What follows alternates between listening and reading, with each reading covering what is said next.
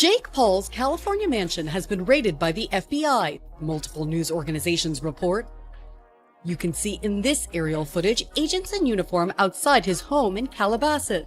You know what happens when someone like Anthony Joshua gets mentioned? It's not really about one specific moment. It's about this concept where all the safety nets disappear and a fighter has to face somebody who can't be bought, scripted, or worked around with contract tricks. Because real competition has this way of showing the cracks that no amount of marketing can cover up forever. Jake Paul's attorney says he was out of state and not at his Calabasas home during that raid today. The FBI says they're investigating allegations of criminal acts for an incident that he's known for being in the public eye. But today, YouTube star Jake Paul is making headlines after an FBI raid at his home in Calabasas.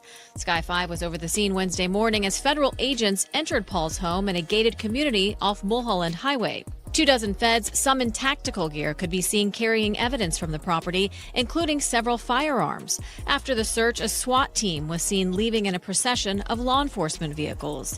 This whole drama stays alive because people can't stop watching.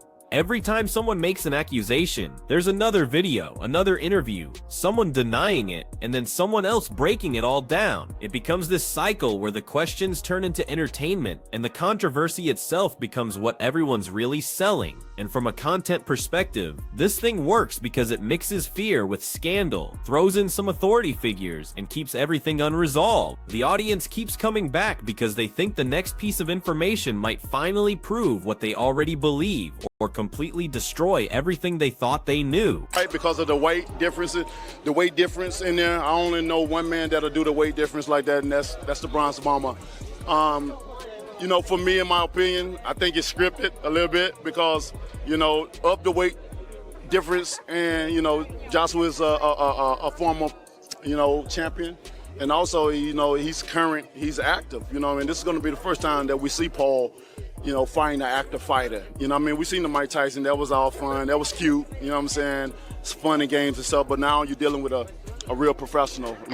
Look, this isn't really just about Jake Paul the person. This is about this bigger clash between old school fighting values and this new influencer style promotion. Sometimes control and going viral and looking good matter more than the raw honesty that's supposed to be at the heart of fighting at the top level. Whether Jake Paul can ever get out from under this cloud isn't going to be decided by his speeches or his comebacks. It's going to come down to what he actually does. If his future fights start prioritizing real risk over playing it safe, if he chooses genuine competition over staying in control and picks real fights over putting on shows, then maybe people's minds can change. But if the same stuff keeps happening, fans are going to decide that once they saw through it, there was never anything real there to begin with. Leaked script, have you seen this? Move on. If people think that he's going to do a quick two-step and do this, and this, I hope he just goes out and takes his head clean off with the first punch and lets him know who Tommy Fury actually is. There's one interview, and I'm going to name it now, Lyndon Arthur, absolute fantastic, that man. I don't read that much on social media because it's all bullshit, but Lyndon Arthur, thank you very much. From me to you, you said something about Tommy being a proper fighter, can really punch, one of the hardest punches he's been in. Now for Lyndon Arthur to go and say that, Lyndon Arthur's a proper hard, tough man, we all know that. So Lyndon, respect, thank you. The shift in how people talk about Jake Paul didn't happen because of one punch or one fight night. It happened when boxing and MMA fans started realizing that the show, the brand building, and the careful opponent picking had slowly taken over from actual competitive fighting. When you start hearing names like Anthony Joshua, Deontay Wilder, Oscar De La Hoya, Dana White, and Michael Bisping in these conversations, that's when fight fans began seeing Paul less as someone who fights and more as a symbol of this manufactured era where the story gets marketed harder than what actually matters. At any point, did you start to take your foot off the gas just a little bit because you noticed he was tiring out? Yeah, definitely a bit. You know, I wanted to give the fans a show, but I didn't want to hurt someone that didn't need to be hurt. Did you, Kerry, Mike? Yeah, I mean, a little bit. Yeah, like there was a point where, you know, I was just like, okay, he's not really engaging back. And so I don't know if he's tired or whatever. And I could just tell, you know, his age was showing a little bit. And I just have so much respect for him. And that like violence war thing between us, like after he slapped me, I wanted to be aggressive and take him down and knock him out and all that stuff. But that kind of went away as the rounds went on. In real fighting history, the moments of truth are never clean or movie-like. This whole narrative exists in that messy space where what the public thinks, what people whisper about, and years of online arguments all crash into each other. Jake Paul's rise was never really about just wins and losses. It was about how those wins got packaged and explained and defended and promoted until fans started wondering if they were watching actual competition or just content that looked like fighting. When people started saying the fights were rigged, those accusations didn't come out of nowhere. Respected fighters like Deontay Wilder openly questioned whether Paul's fights were legit. Oscar De La Hoya was saying what a lot of insiders were already thinking quietly. Even regular viewers started noticing patterns with glove sizes, how long rounds lasted, who got picked as opponents, and how much promotional control there was. It all felt more like exhibitions than the brutal reality of real professional boxing. If taking Viagra counts, then yes. I'm gonna need a yes or a no. No. It's true. The story got more intense when Jake Paul himself admitted he held back at certain moments. By itself, that might sound like good sportsmanship, but in context, it made people even more skeptical. Because in real elite boxing, you don't manage the danger for the other guy. When that admission spread online, it made people even more convinced that some fights were managed for appearance rather than settled by pure competitive need. The drug testing thing became another problem because Dana White's public challenge wasn't presented as gossip, but as a demand for transparency from someone claiming to be legitimate. When there weren't any publicly released, independently verified test results, critics filled that silence with speculation. They connected visible physical changes, past resistance to strict anti-doping rules, and insider comments into a story that wouldn't go away. Publicly stated that I use cocaine. I do not. So I told you, you could randomly cocaine test me for the next 10 years. I believe that you're a cheater, and I believe that you use steroids. So I want to randomly steroid test you for the next 2 years. And that thing that you came out with today, nobody on earth thinks that you really wrote that. You're too stupid.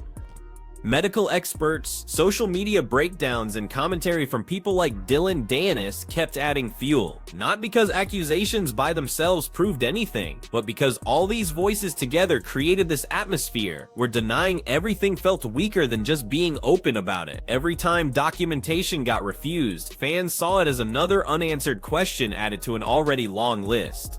The promotional responses from MVP executives relied heavily on legal language and threats about defamation. While those tactics are normal in high-stakes business, they often backfire in fight culture where being transparent earns respect. Threatening lawsuits doesn't convince fans that results are natural. It just signals that protecting the image has become more important than being openly accountable. That I brought it up wants to do testing, and he wants to do a set date before the fight. Okay, so he did the cycle, he did whatever, and now he's gonna try to take a piss test and clear it and be like, oh, I'm clean. That doesn't count. Okay, it doesn't count. With the money that he has, you can have a doctor clean your system in over 24 hours. Cheeto Vera just went on that podcast and said, you know that. So him doing this is another scam that he does. He's a bullshit artist. He just lies. Everybody knows he's on juice. He's admitted taking peptides. There's doctors that have him in the office saying we're giving him peptides on their website. So like, it's just bullshit. And I don't even care about the steroids thing. It's just like, what are we doing here? He has every advantage. He gets to pick the refs. He gets to pick the fucking judge. It's like, come on. Dillon Danis, who had his own messy history with Jake Paul, posted photos of Jake. Michael Bisping's criticism hit harder precisely because it was calm and came from experience. He pointed out that Jake Paul's opponents were usually retired, getting older, or celebrity types, and that the one fight against someone at his level, Tommy Fury, ended in a loss. That fact backs up a lot of critics who argue that you can't claim legitimacy without repeatedly facing fighters who are in their prime and hungry. There has never once in Jake Paul's career been any talk of that sort, of anything to do with the fight being anything but a real fight that has exactly the same situation as any professional fight. And that's exactly the same thing here for the Anthony Joshua fight. It's just beyond mind-blowing that people would think that. Anthony Joshua was on record saying that if he didn't finish him in the first round, that would be disappointing, that it would be a failure. The narrative changed as we got closer to fight night and obviously post-fight, and I understand why, but they were pretty adamant it would take max 2 rounds to knock out Jake Paul. The FBI raid story added another layer to how people see things, even when charges get dropped or incidents stay unresolved. Being repeatedly connected to controversy shapes what the public believes. In the fight world where reputation matters as much as your record, each headline adds to the feeling that chaos follows Paul wherever spectacle is getting monetized. For being in the public eye, but today YouTube star Jake Paul is making headlines after an FBI raid at his home in Calabasas. Sky 5 was over the scene Wednesday morning as federal agents entered Paul's home in a gated community off Mulholland Highway. 24 feds, some in tactical gear, could be seen carrying evidence from the property, including several firearms. After the search, a SWAT team was seen leaving in a procession of law enforcement vehicles.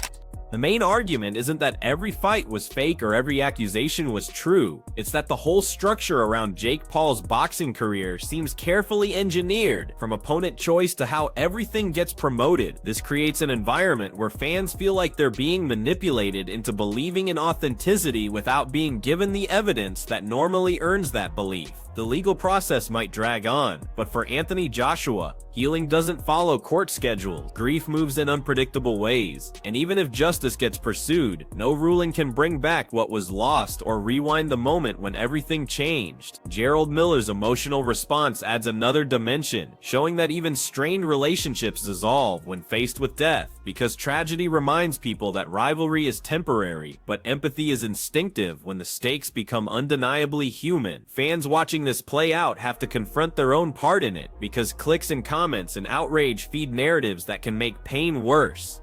Listening to people like Johnny Nelson calls for a pause, a reminder that behind every update is a person trying to survive something unimaginable. Anthony Joshua's future in boxing will always be discussed, but his future as a man carrying loss matters more. Whether he fights again or not, this chapter will shape how he approaches life, relationships, and responsibility far beyond the ring. The broader lesson for combat sports is uncomfortable but necessary. If the culture keeps rewarding recklessness without reflection, more lives risk getting caught in the fallout. Voices like Eddie Hearn and Tyson Fury are trying to pull the conversation back toward accountability. In the end, this story isn't about picking heroes or villains. It's about recognizing consequences. When lives are lost and trauma remains, the only meaningful response is honesty, restraint, and learning. Whether boxing listens may determine if tragedies like this stay rare or become routine. What sticks most when thinking about Anthony Joshua isn't the lawsuit or the headlines. It's the silence that comes after tragedy.